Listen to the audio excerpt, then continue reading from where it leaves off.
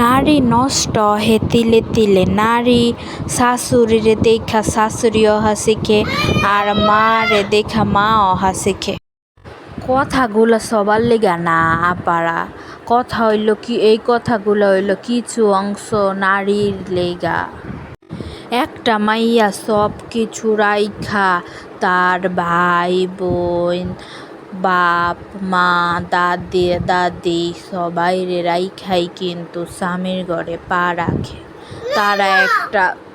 সবাই কিন্তু তাদের প্রাপ্য সম্মানটুকু পায় না যতটুক তারা আশা করে।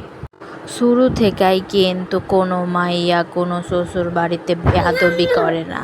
তিলে তিলে তারা সব বুইঝা সুইনা সহ্যের বাঁধ ভাইঙ্গা গেলেই তারা তর্ক বিতর্ক এবং বেয়াদবি করা শুরু করে, যার লিগে মেয়েটার নাম হয়ে যায় বেয়াদব।